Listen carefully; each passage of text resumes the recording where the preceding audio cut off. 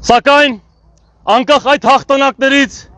դեռ մի շատ վտանգավոր ու կործաներար գաղափար է շարունակում շրջանառվել մեր երկրում,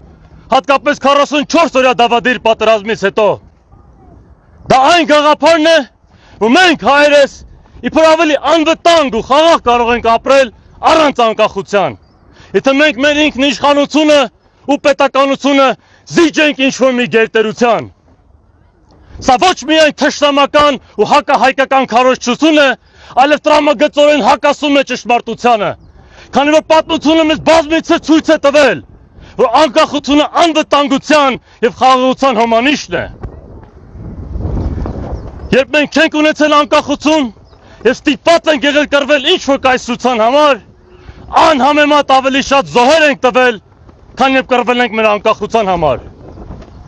Սրա վառ օրինակը հենց երկրորդ աշխարհամարտն է, որտեղ 100,000-ավոր մեր հայրենակիցները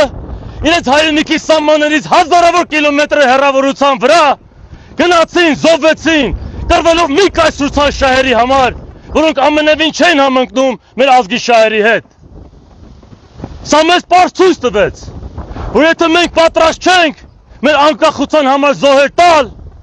ապա պետք է պատրաստ լինենք տասնապատիկ զոհեր տալ օտար կայսրությունների համար։ Նա, ով իր անկախությունը զիջում է անվտանգության ու խաղաղության համար, չի ունենա ոչ անկախություն, ոչ անվտանգություն եւ ոչ էլ հաստատ խաղաղություն։ Հետևաբար, եկեք արհամարհենք անհայրենիք նեոբոլշևիկներին ու նրանց բարբաջանքները, որոնք պարզապես թքած ունեն մեր անկախության վրա։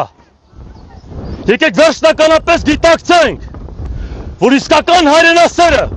իսկական ազգայնականը, ով իսկապես մտածում է